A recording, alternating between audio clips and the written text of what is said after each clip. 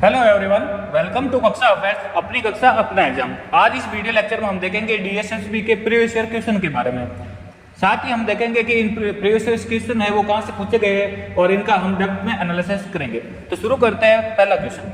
First question है, कर्नाटक के राजकुमार के सरपरस्ती में 17वीं शताब्दी में दक्षिणी भारत में निम्नलिखित में से कौन सा नृत्य विकसित हुआ? ऑप्शन है कथक, भरतनाट्यम, कथकली, कुचिपुड़ी। तो करेक्ट ऑप्शन होगा आपका कथकली। कथकली है वो कर्नाटक के राजकुमार सरपरस्ती में 17वीं शताब्दी में दक्षिण भारत में वो नृत्य विकसित हुआ था। एक्चुअली में हुआ था कि यहाँ के राजा थे कोटारकरा। क्या राजा नाम क्या था? कोटारकरा। कोटारकरा नामक राजा था। उन्होंने है वो एक नृत्य का आविष्कार किया जिसका नाम था रामनाट्यम। क्या नाम था? रामनाट्यम। रामनाट्यम। अब ये जो कथकली है वो रामनाट्यम का ही है वो एक विकसित रूप है। किसका? रामनाट्यम का एक विकसित रूप है जिसको हम आज जानते हैं कथकली के रूप में। कथकली के रूप में जानते हैं, जो कि विकसित है रामनाट्यम का। ये पाया जाता है मालाबार, कोचीन और त्रावणकोर के आसपास है वो, वहाँ की एक नृत्य शैली है। यानी कि केरला का है वो एक, हम ये कह सकते हैं केरला का एक राज्य नृत्य भी ये है कथकली, है ना। और साथ में कर्नाटक में भी ये पाया जाता है। तो कर्नाटक के राजकुमार ने है वो इसका आविष्कार किया था। आविष्कार के टाइम इसको रामनाट्यम के नाम से जानते थे और इसी का ही है वो विकसित रूप है कथकली। अच्छा, अदर ऑप्शन की बात करता हूं मैं, तो कथक है वो कथकी। तो कथक है वो अपना उत्तर भारतीय शास्त्रीय नृत्य जिसे हम कह सकते हैं कथा कहे सो कथक कहलाए। क्या कहे? कथा कहे सो कथक कहलाए। इसी तरह है ये आएगा अपना कथकली के नाम से जाना जाएगा। ये है कथकली, सॉरी कथक कुछ इस फॉर्म से हम, ये जो आपको पिक्चर दिख रही है ये है कथक की फॉर्म। क्या है? कथक फॉर्म है ये कथक। तो इस तरह से है वो डांस किया जाता है कथक के अंदर। बात करता हूँ कथकली, तो ये है कथकली का डांस फॉर्म। ये है कथकली का डांस फॉर्म जो कि केरला में बहुत ही फेमस है। इसके अलावा बात करता हूँ मैं कथक का, तो कथक शब्द का अर्थ होता है कथक को नृत्य रूप से है वो कथन करना। और भारतनाट्यम की बात करते हैं तो भारतनाट्यम को ही हम कहते हैं सदीर अट्टम। क्या कहते हैं? सदीर अट्टम। भारतनाट्यम को हम देख लेते हैं। भारतनाट्यम को जानते हैं हम सदीर अट्टम के नाम से भी जानते हैं। और ये तमिलनाडु में है वो फेमस है। कहाँ पर? तमिलनाडु में। तमिलनाडु में ये फेमस है। कौन सा? भारतनाट्यम। और ये है भारतनाट्यम, कुछ इस तरीके से है वो पिक्चर दिखाई दे रही है आपको। इस तरीके से है वो भारतनाट्यम किया जाता है। इसके अलावा बात करता हूँ कुचिपुड़ी। तो कुचिपुड़ी है वो आंध्र प्रदेश का प्रसिद्ध है। कहाँ का? आंध्र प्रदेश का प्रसिद्ध है कुचिपुड़ी। आंध्र प्रदेश का प्रसिद्ध है कुचिपुड़ी। और ये इस तरीके से है वो डांस फॉर्म होता है कुचिपुड़ी का। तो इस तरीके से हमने देख लिया चारों के चारों डांस फॉर्म को, कथकली, कथक, भारतनाट्यम और कुचिपुड़ी को। नेक्स्ट क्वेश्चन है, रविंद्रनाथ टैगोर ने अपनी नाइटहुड की उपाधि किस कारण से है वो त्याग दी थी? ऑप्शन है जलियांवाला बाग की दुखद घटना के बाद भगत सिंह को फांसी दिया जाना, नागरिक अवज्ञा आंदोलन पूर्व दमन के दौरान, या फिर चोरी चौरा की घटना के दौरान है वो रविंद्रनाथ ने अपनी नाइटहुड की उपाधि त्यागी थी। तो करेक्ट ऑप्शन होगा आपका जलियांवाला बाग की दुखद घटना के कारण। जब हमारा 13 अप्रैल 1919 को है वो एक हत्याकांड हुआ जो जिसको हम जानते हैं जलियांवाला बाग का हत्याकांड। उस हत्याकांड के बाद है वो रविंद्रनाथ टैगोर ने अपनी नाइटहुड की उपाधि त्याग दी थी। अच्छा, ये हत्याकांड कहाँ पर हुआ था? तो 13 अप्रैल 1919 को पंजाब के अमृतसर में जलियांवाला बाग था। जलियांवाला बाग, वहां पर वैसाखी के दिन लोग इकट्ठे हुए थे आंदोलन के रूप में। तो वहां पर है वो जनरल डायर ने, किसने? ब्रिगेडियर जनरल REH डायर ने है वो उनके ऊपर गोलियां चलवा दी। और कहा जाता है कि सबके अलग अलग मत है कि 300 से 1500 के बीच है वो ये आंकड़ों के अंदर मृत्यु हुई थी और 1500 से 2000 के बीच है वो घायल भी हुए थे लोग। तो ये सारी चीजें आपको ध्यान में रखना है जलियांवाला बाग के अंदर। बात करते हैं हम रविंद्रनाथ टैगोर की। तो रविंद्रनाथ टैगोर है वो साहित्य में नोबेल पुरस्कार, जो एशिया के प्रथम नोबेल पुरस्कार सम्मानित व्यक्ति थे। इनको रविंद्रनाथ टैगोर को है वो साहित्य में नोबेल पुरस्कार भी मिल चुका है। कब मिला था? 1913 को। 1913 में है वो किसके लिए? तो गीतांजलि, एक काव्य रचना इनकी गीतांजलि। क्या है? गीतांजलि काव्य रचना। इसके लिए इनको है वो साहित्य में नोबेल पुरस्कार मिला था, जो कि नोबेल पुरस्कार एशिया में पाने वाले पहले व्यक्ति थे रविंद्रनाथ टैगोर। अच्छा, रविंद्रनाथ टैगोर की दो कृतियां भी हैं, जैसे कि जन गण मन, है ना। तो ये है भारत का राष्ट्रगान। इसके अलावा है अमर सोनार बाड़ला, यह है बांग्लादेश का राष्ट्रगान। तो इन्होंने दो करते हैं कि एक को तो जानते हैं जनगण मन जो कि भारत का राष्ट्रगान है, और एक है अमर सोनार बाड़ला जो कि बांग्लादेश का राष्ट्रगान है। ये आपको ध्यान में रखना है। इसके अलावा बात करता हूँ तो 1915 में है वो इनको नाइटहुड की उपाधि दी थी राजा जॉर्ज पंचम ने। नाइटहुड की उपाधि किसने दी थी? यहाँ पे देख लो आप, राजा जॉर्ज पंचम ने नाइटहुड की उपाधि दी थी, राजा जॉर्ज पंचम। तो ये सारी चीजें आपको रविंद्रनाथ टैगोर के बारे में ध्यान में रखनी है और जलियांवाला बाग के बारे में आपको भी ध्यान रखना। तो इस तरीके से हम सारे के सारे क्वेश्चन एंड तक है वो सॉल्व करेंगे। तो बने रहेगा वीडियो के अंत तक, आपको बहुत ही इंफॉर्मेशन मिलने वाली है इस लेक्चर में। अच्छा, आगे बढ़ने से पहले मैं आपसे बता देता हूँ कि हमारे इस चैनल पर डेली करंट अफेयर की क्लास होती है, जो कि हर मॉर्निंग में 7 बजे है वो हम करंट अफेयर की क्लास लेते हैं। इस करंट अफेयर में आपको क्या मिलता है कि एक तो करंट इशू हम कवर करते हैं, उसी के साथ इन करंट इशू से रिलेटेड हमारे स्टैटिक जीके के जितने भी क्वेश्चन बनते हैं उनको हम डिस्कस करते हैं। इसके अलावा जनरल साइंस के क्वेश्चन भी हम डिस्कस करते हैं। इसके अलावा हमारे जीएस, जितने भी जीएस के क्वेश्चन बनते हैं, प्रीवियस ईयर क्वेश्चन आ चुके हैं, उनको भी हम डिस्कस करते हैं। तो ये वीडियो आपके लिए, अगर आप तैयारी करते हो सीरियसली, तो ये वीडियो आपके लिए बहुत ही फायदेमंद हो सकता है और हो सकता नहीं, होने वाला है। और ये आपको देखना ही चाहिए, जरूर देखना चाहिए, क्योंकि इस वीडियो से आपको इतना इन्फॉर्मेशन मिलेगी कि आपको है वो कहीं और से पढ़ने की जरूरत भी नहीं रहेगी, यानी कि इतना रिवीजन भी हो जाता है साथ साथ में, अगर आपने ये पढ़ रखा है तो ऑलरेडी। बढ़ते हैं अगले वीडियो क्वेश्चन में। अगले क्वेश्चन की तरफ बढ़ने से पहले मैं आपसे गुजारिश करता हूं कि अगर आप इस चैनल पर नए हो तो इस चैनल को प्लीज सब्सक्राइब जरूर करें और बेल आइकन का बटन जरूर दबाएं, ताकि आने वाली हमारी वीडियो, इस तरह के शानदार वीडियो है, वो आप तक इजीली पहुंच सके। इसके अलावा अगर आप इस वीडियो लेक्चर की है वो पीडीएफ चाहते हो तो आप हमारे टेलीग्राम ग्रुप से है वो डाउनलोड कर सकते हैं। टेलीग्राम ग्रुप का लिंक है वो आपको नीचे डिस्क्रिप्शन बॉक्स में मिल जाएगा। इसके अलावा हम टेलीग्राम ग्रुप पर है वो डेली क्विज अपलोड करते हैं, ताकि आपकी है वो वहाँ पर करंट अफेयर की और जनरल स्टडीज की है वो प्रैक्टिस हो सके इजीली। तो उस प्रैक्टिस को करने के लिए आप टेलीग्राम ग्रुप से जुड़ जाइए। इसके अलावा हमारा कक्षा अफेयर का इंस्टाग्राम अकाउंट भी है, वहीं पर भी हम क्विज पोस्ट करते हैं, वहां पर भी आप हमें फॉलो कर सकते हैं। तो शुरू करते हैं क्वेश्चन नंबर 3। निम्नलिखित में से किस क्षेत्र में वायु है वो मृदा अपरदन के सबसे शक्तिशाली घटक के रूप में कार्य करेगी? तो ऑप्शन है तटीय क्षेत्र, शुष्क और अशुष्क क्षेत्र, चारागाह क्षेत्र या फिर कृषि क्षेत्र। तो हम देखेंगे कि जो वायु है, वायु के कारण अपना मृदा अपरदन होता है, यानी कि सोइल इरोजन होता है। जैसे ये सोइल है, सोइल इरोजन कब होगा? Due to air. कब होगा? कि जब एयर है वो एक लूज फॉर्म होगा। लूज फॉर्म होगा जब ये एयर आएगी तो ये अपने साथ है वो बाहर लेकर जाएगी, यानी कि इनका इरोजन हो जाएगा सोइल का। तो कब होता है? जब ये ड्राई सोइल हो। तो ड्राई सोइल में इजीली होता है, मॉइस्ट सोइल में नहीं होता, क्योंकि उसके अंदर वाटर भी प्रेजेंट होता है, तो इजीली है वो बॉन्डिंग अच्छी होती है, तो इनका इरोजन थोड़ा मुश्किल होता है। तो ड्राई शुष्क, जिसको हम कहते हैं शुष्क और अशुष्क क्षेत्र, तो शुष्क और अशुष्क क्षेत्र में है वो वायु के द्वारा मृदा अपरदन के सबसे शक्तिशाली घटक के रूप में कार्य करेगी। तो ये क्वेश्चन आपको ध्यान में रखना है इस तरीके से। नेक्स्ट क्वेश्चन है, निम्नलिखित में से किसे अर्थव्यवस्था में उदारीकरण के रूप में जाना जाता है? तो सबसे पहले हम देख लेते हैं उदारीकरण होता क्या है। तो उदारीकरण का अर्थ है कि ऐसे नियंत्रण में ढील देना या उन्हें हटा लेना जिससे आर्थिक विकास को बढ़ावा मिले। यानी कि गवर्नमेंट क्या करती है कि कुछ ऐसे पॉलिसीज लगा रखे या फिर ऐसे रूल लगा रखे हैं, तो इन रूल को है वो नियंत्रण में है वो इनको ढील देना या फिर उन्हें हटा लेना, जिससे है वो हमारे इकोनॉमिकल डेवलपमेंट हो, यानी आर्थिक विकास को है वो बढ़ावा मिले। इसी का अर्थ होता है उदारीकरण। इसके अलावा हम देखते हैं कि उदारीकरण वो सारी एक्टिविटी सम्मिलित है जिसके द्वारा है वो किसी देश के आर्थिक विकास में वो बाधा पहुंचने वाली आर्थिक नीति, नियमों, प्रशासनिक नियंत्रणों आदि को है वो समाप्त किया जा सकता है। तो इसी को हम कहते हैं उदारीकरण। तो अब हमारा क्वेश्चन है वो इजीली सॉल्व हो जाएगा। क्वेश्चन ऑप्शन क्या है? सरकार द्वारा निर्धारित बाधाओं या प्रतिबंधों को हटाना, सीमा शुल्क को बढ़ाना, उपभोक्ताओं के लिए माल की कीमतें बढ़ाना, सार्वजनिक क्षेत्रों की कंपनियों के लिए नए अवसर प्रदान करना ताकि वे निजी क्षेत्र की तुलना में बेहतर प्रदर्शन करें। तो करेक्ट ऑप्शन होगा आपका सरकार द्वारा निर्धारित बाधाओं या प्रतिबंधों को हटाना, क्योंकि हमने अभी देखा कि उदारीकरण क्या कहता है कि कोई भी पॉलिसीज हो या फिर नियमों को है उनमें ढील देना या फिर प्रतिबंधों को हटाना, ये उदारीकरण कहलाता है। सीमा शुल्क को बढ़ाना यानी कि ये गलत हो जाएगा, माल की कीमतें बढ़ाना ये भी गलत हो जाएगा, सार्वजनिक क्षेत्र की कंपनियों के लिए नए अवसर पैदा करना ताकि वे निजी क्षेत्र की तुलना में बेहतर, तो ये भी गलत हो जाएगा। तो करेक्ट ऑप्शन हो गया आपका सरकार द्वारा निर्धारित बाधाओं या प्रतिबंधों को हटाना। अच्छा, भारत में आर्थिक उदारीकरण कब हुआ था? तो ये हुआ था 24 जुलाई 1991 में। कब हुआ था? 24 जुलाई 1991 में। और फाइनेंशियल मिनिस्टर कौन थे? डॉक्टर मनमोहन सिंह। डॉक्टर मनमोहन सिंह है वो हमारे फाइनेंशियल मिनिस्टर थे। अच्छा, नेक्स्ट क्वेश्चन है, भारतीय संविधान का कौन सा भाग अनुसूचित और जनजातीय क्षेत्रों से संबंधित है? ऑप्शन है भाग 10, भाग 12, भाग 9, भाग 11। तो करेक्ट ऑप्शन होगा आप भाग 10।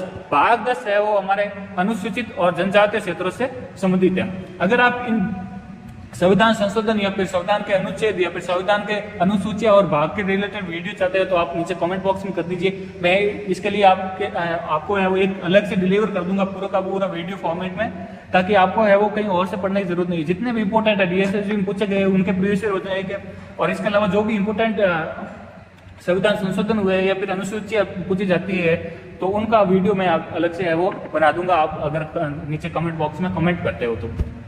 नेक्स्ट क्वेश्चन है, एक कोशिका के प्लाज्मा झिल्ली के अंदर उपस्थित द्रव्य घटक को क्या कहा जाता है? ऑप्शन है कोशिका अंग, गोल्जी बॉडी, अंत द्रव्य जालिका, कोशिका द्रव्य। तो करेक्ट ऑप्शन होगा आपका कोशिका द्रव्य। ये कोशिका के प्लाज्मा के झिल्ली के अंदर है वो उपस्थित द्रव्य घटक को हम कोशिका द्रव्य कहते हैं। कोशिका में है वो कोशिका झिल्ली के अंदर एक केंद्र को छोड़कर, यानी कि केंद्र को छोड़कर अगर संपूर्ण पदार्थों को देखा जाए तो उस पदार्थ को हम कहेंगे कोशिका द्रव्य, यानी कि क्या कहेंगे? साइटोप्लाज्म कहते हैं। क्या कहते हैं? साइटोप्लाज्म, यानी कि कोशिका द्रव्य भी हम इसको कहते हैं। और ये जो साइटोप्लाज्म है वो सभी कोशिकाओं में पाया जाता है, ऐसा नहीं कि एक ही कोशिका में, सभी प्रकार की कोशिकाओं में ये पाया जाता है ना, सभी कोशिकाओं में पाया जाता है साइटोप्लाज्म पाया जाता है। अब ये जो साइटोप्लाज्म है ये एक तो पारदर्शी होता है यानी कि ट्रांसपेरेंट, और एक चिपचिपा होता है। पारदर्शी एवं ट्रांसपेरेंट, पारदर्शी एवं ट्रांसपेरेंट। वीडियो लेक्चर मजा आ रहा है ना एकदम? इसी तरह हम पूरा का पूरा सॉल्व करेंगे। नेक्स्ट क्वेश्चन है, निम्नलिखित में से कौन सा व्यवसाय अर्थव्यवस्था के तृतीय क्षेत्र के अंतर्गत आएगा? ऑप्शन है धोबी, डेयरी श्रमिक, चमड़ा कारखाने में काम करने वाले व्यक्ति, वानिकी। तो करेक्ट ऑप्शन होगा आपका धोबी। धोबी है वो टर्सरी क्षेत्र में आएगा, यानी कि तृतीय क्षेत्र में आएगा, बाकी के फर्स्ट और सेकेंड में आएंगे, ये आपको ध्यान में रखना है। नेक्स्ट क्वेश्चन है, निम्नलिखित में से कौन भारतीय राष्ट्रीय कांग्रेस के अंदर संविधानवादी है वो समझे जाते थे? ऑप्शन है जवाहरलाल नेहरू, जेबी कृपलानी, सरोजिनी नायडू एवं एनी बेसेंट, सत्यमूर्ति एवं के.एम. मुंशी। तो करेक्ट ऑप्शन होगा आपका सत्यमूर्ति एवं के.एम. मुंशी। सत्यमूर्ति और के.एम. मुंशी है वो एक संविधानवादी के रूप में जाने जाते थे भारतीय राष्ट्रीय कांग्रेस के अंदर, ठीक है ना? किसके रूप में? संविधानवादी के रूप में। अच्छा, जवाहरलाल नेहरू है वो जाने जाते थे आधुनिक वैज्ञानिक दृष्टिकोण के समर्थक। किसके लिए? आधुनिक वैज्ञानिक दृष्टिकोण के समर्थक, है ना? ये आपको ध्यान में रखना है। नेक्स्ट क्वेश्चन है, पानीपत का तृतीय युद्ध कब हुआ था? ऑप्शन है 1723, 1747, 1760, 1761। तो करेक्ट ऑप्शन होगा आपका 1761 है वो, यानी कि 14 जनवरी 1761 को पानीपत का तृतीय युद्ध हुआ था। 14 जनवरी 1761 में है वो पानीपत का तृतीय युद्ध हुआ था। ये किन किन के बीच हुआ था? तो मराठा साम्राज्य वर्सेस अहमद शाह अब्दाली, किसके बीच में हुआ था? मराठा साम्राज्य वर्सेस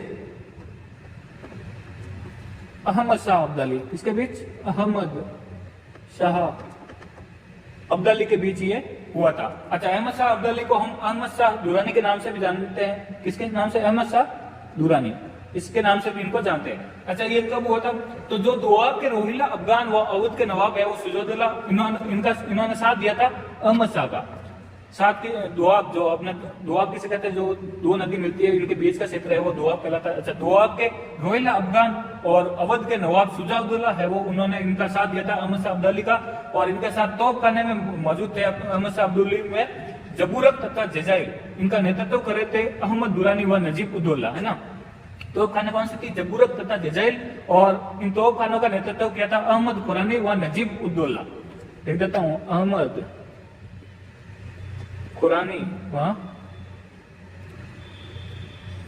नजीब उद्दौला।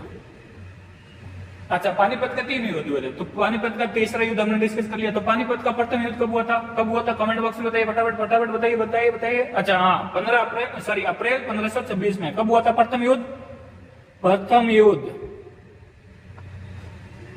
अप्रैल 1526 में। कब हुआ था? अप्रैल 1526 में। किन किन के बीच में हुआ था? तो ये हुआ था जहीरुद्दीन बाबर व इब्राहिम लोदी के बीच में। जहीरुद्दीन बाबर वर्सेस इब्राहिम लोदी इनके बीच में हुआ था। कब हुआ था? अप्रैल 1526 में। और इसी युद्ध के बाद है वो मुगल साम्राज्य की नींव पड़ी थी भारत में, क्योंकि इब्राहिम लोदी है वो हार गया था और जहीरुद्दीन बाबर है वो जीत गया था। इसी युद्ध के बाद मुगल साम्राज्य की नींव पड़ी थी भारत में, और इस युद्ध में तुल्लु गुमा युद्ध नीति अपनाई गई थी, यानी कि तोपों का है वो युद्ध उपयोग किया गया था। इसके अलावा अरबा युद्ध नीति अपनाई गई थी। यहाँ पर अरबा का अर्थ होगा बैलगाड़ियां, यानी कि इस युद्ध में आगे तो बैलगाड़ियां रखी और बैलगाड़ियों के पीछे है वो तोहफे छुपा कर रखी, ताकि कि आगे वाले है वो सेना को दिखाई ना पड़े तोप खाने, और उनके ऊपर है वो अच्छी तरह से आक्रमण भी कर पाए। इसके अलावा द्वितीय युद्ध की बात करता हूं मैं, तो पानीपत का द्वितीय युद्ध हुआ था 5 नवंबर 1556 में। 5 नवंबर 1556 में पानीपत का द्वितीय युद्ध हुआ था, और ये हुआ था अकबर की सेना वर्सेस हेमचंद्र विक्रमादित्य, जिसको हम जानते हैं हेमू के नाम से, है ना। अकबर सेना वर्सेस हेमू, यानी कि हेमचंद्र विक्रमादित्य। हेमू है वो दिल्ली का अंतिम हिंदू सम्राट था, जिसने दिल्ली के लिए युद्ध में अकबर या हुमायूं की सेना को हराया था, है ना। दिल्ली का अंतिम सम्राट था ये, जिसने दिल्ली के अंदर अकबर या फिर हुमायूं की सेना को हराया था। कौन था? हेमू। तो ये सारे के सारे पानीपत का तृतीय युद्ध हो गया, द्वितीय युद्ध हो गया और प्रथम युद्ध हो गया। प्रथम युद्ध 1526 में, 1556 में वो द्वितीय, और 1761 में वो तृतीय युद्ध हुआ था पानीपत का। आई होप आपको ये सारा का सारा चीज क्लियर हो चुका होगा।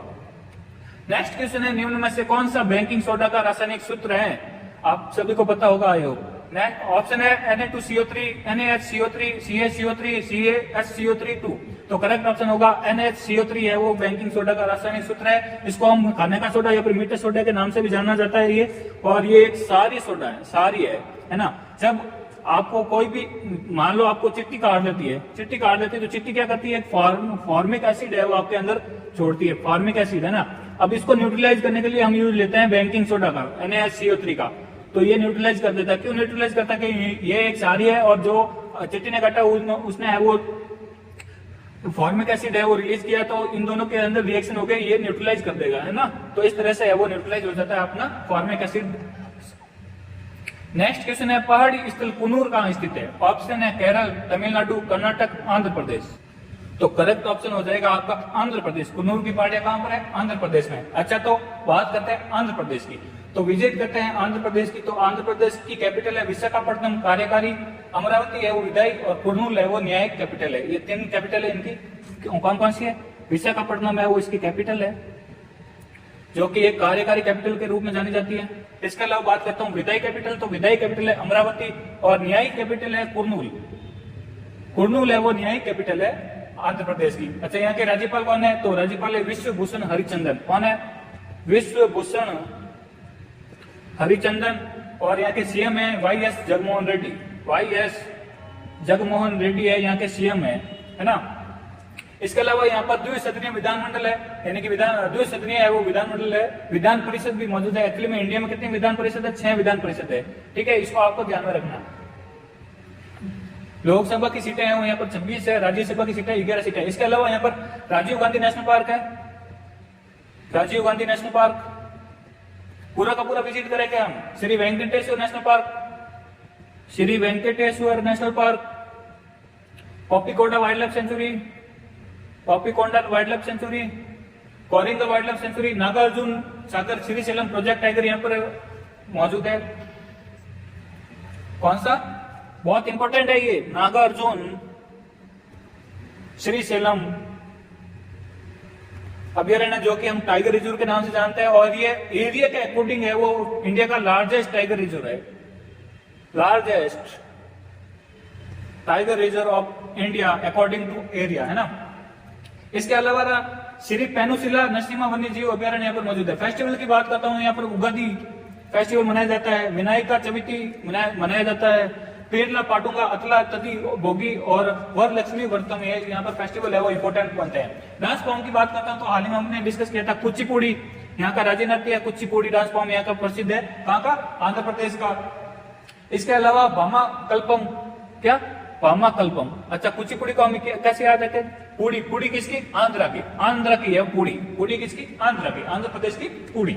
इसके अलावा वीर नाट्यम यहाँ पर इंपॉर्टेंट है। कौन सा? वीर Natyam.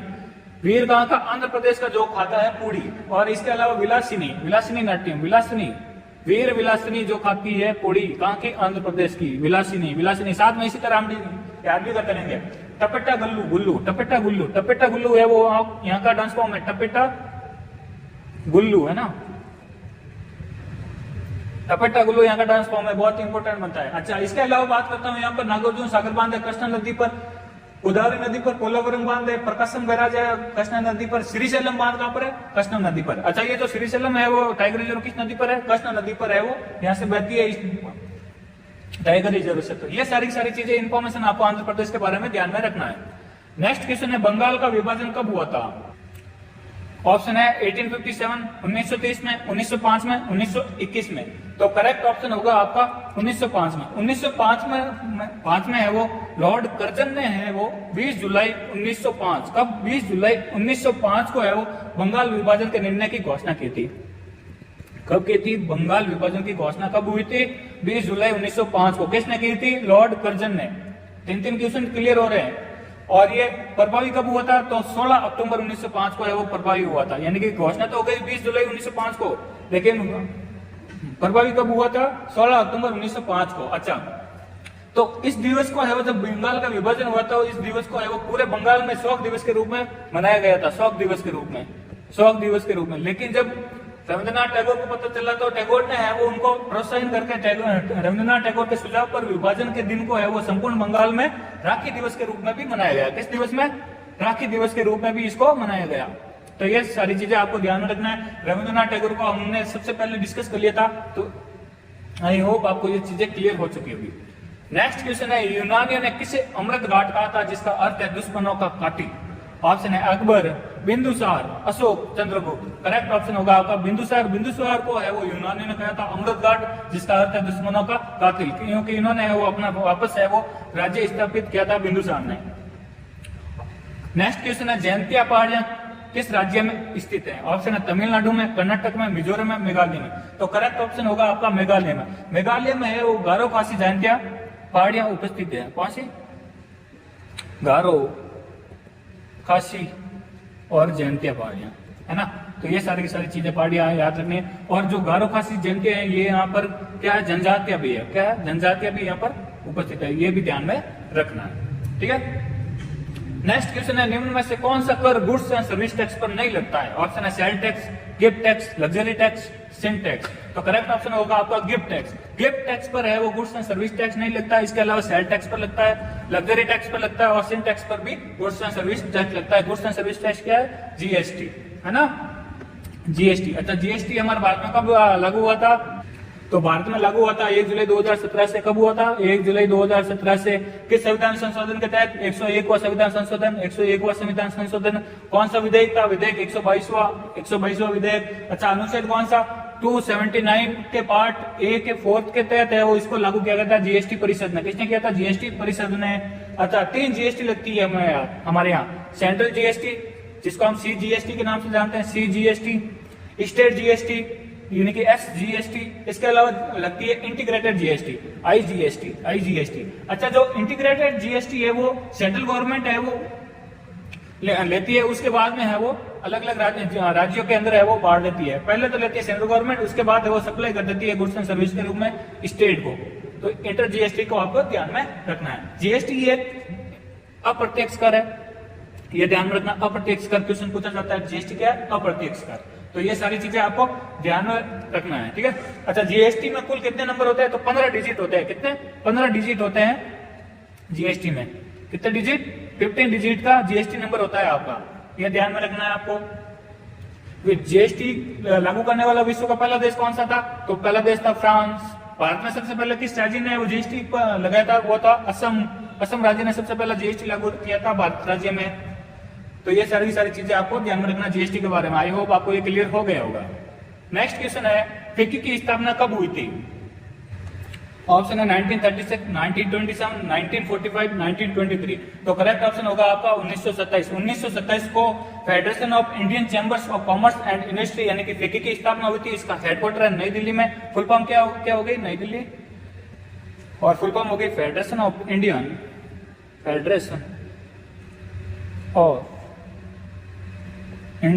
Chambers of commerce and industry.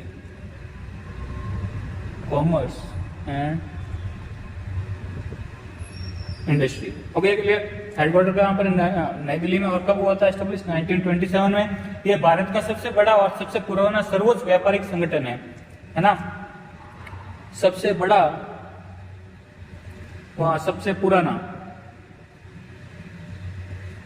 सर्वोच्च व्यापारिक संगठन है। ठीक है, ये ध्यान में रखना। अच्छा, स्थापना कब हुई थी? तो स्थापना है वो महात्मा गांधी की सलाह पर घनश्याम दास बिड़ला एवं पुरुषोत्तम ठक्कर द्वारा की गई थी। किसके द्वारा? घनश्याम बिड़ला और पुरुषोत्तम ठक्कर। पुरुषोत्तम ठक्कर के द्वारा। किसके सलाह पर? महात्मा गांधी की सलाह पर। महात्मा गांधी की सलाह पर है वो ये इसकी स्थापना की गई थी। हो गया क्लियर फिकी के बारे में। नेक्स्ट क्वेश्चन है, चेनाब किस नदी की प्रमुख सहायक नदी है? ऑप्शन है भागीरथी, अलकनंदा, सिंधु, झेलम। तो करेक्ट ऑप्शन होगा आपका सिंधु नदी की। सिंधु नदी की है वो चेनाब है वो प्रमुख सहायक नदी है, जो कि सबसे बड़ी है वो सिंधु नदी की सहायक नदी भी है। इसके अलावा बात करता हूँ झेलम। झेलम भी है वो सिंधु नदी की सहायक नदी है। झेलम है वो झेलम नदी पर है वो श्रीनगर शहर है वो बसा हुआ है। कौन सा? श्रीनगर शहर। और झेलम नदी है वो भारत और पाकिस्तान के बीच में बाउंड्री का कार्य करती है। किसका? भारत और पाकिस्तान के बीच में बाउंड्री का काम करती है झेलम। अच्छा, सिंधु की सहायक नदी की बात करता हूं तो झेलम, चेनाब, रावी, व्यास और सतलज। ठीक है, ये पांचों नदियां है वो सिंधु की सहायक नदियां हैं, इनको आप ध्यान में रखना है। नेक्स्ट क्वेश्चन है, 21वें संविधान संशोधन में कौन सी भाषा जोड़ी गई थी? ऑप्शन है संस्कृत, बंगाली, सिंधी, घासी। तो करेक्ट ऑप्शन होगा आपका सिंधी। सिंधी भाषा है वो 8वीं अनुसूची में 21वां संविधान संशोधन 1967 के तहत है वो जोड़ी गई थी। किसमें? 8वीं अनुसूची में। जितनी भी भाषाएं हैं भारत में वो किस अनुसूची में आती है? 8वीं अनुसूची में। और ये किस संविधान संशोधन के तहत जोड़ी गई थी सिंधी भाषा? तो वो जोड़ी गई थी 21वें संविधान संशोधन के तहत जोड़ी गई थी। और ये कब लागू हुआ था? 1967 में ये संविधान संशोधन किया गया था। नेक्स्ट क्वेश्चन है, आईपीएल 2021 कौन सा सीजन था? ऑप्शन है 13, 14, 15, 16। तो करेक्ट ऑप्शन होगा आपका 14 संस्करण है वो आईपीएल 2021 सीजन था। एक बहुत ही इंपॉर्टेंट न्यूज है आईपीएल से रिलेटेड, वो आपको ध्यान में रखना। ये क्वेश्चन पक्का पूछा जाएगा आपके एग्जाम में। वो क्वेश्चन है कि भाई 2021 में वीवो को कौन स्पॉन्सर कर रहा था? वीवो। लेकिन अब 2022 में वो 15 संस्करण में कौन है वो स्पॉन्सर करेगा? तो वो करेगा टाटा। जी हाँ, टाटा है वो आईपीएल को अब स्पॉन्सर करेगा। ये आज ही की न्यूज है। आईपीएल 2022 को किस नाम से जाना जाएगा? टाटा आईपीएल 2022। टाटा आईपीएल 2022 के नाम से वो आईपीएल को जाना जाएगा। ये बहुत ही अच्छी न्यूज है आत्मनिर्भर भारत के तहत, है ना। तो ये वीवो है वो एक चाइनीज कंपनी थी, इसको अब उखाड़ फेंका यहाँ से, इनको है वो स्पॉन्सर से देने से मना कर दिया। और टाटा ग्रुप है वो अब स्पॉन्सर करेगा आईपीएल को। ये चीज आपको ध्यान में रखना है। और आईपीएल 2021 कौन सा संस्करण था? 14। और 2022 कौन सा होगा? 15 संस्करण होगा।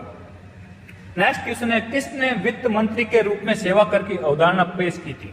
ऑप्शन है एचएम पटेल, मनमोहन सिंह, इंदिरा गांधी, राजीव गांधी। तो करेक्ट ऑप्शन होगा आपका मनमोहन सिंह। मनमोहन सिंह ने है वो पहली बार वित्त अधिनियम 1994 वित्त अधिनियम 1994 के तहत है वो इंडिया में सेवा कर की अवधारणा की थी। सेवा कर यानी कि सर्विस टैक्स भी आपको अब से है वो देना पड़ेगा 1994 के तहत, है ना।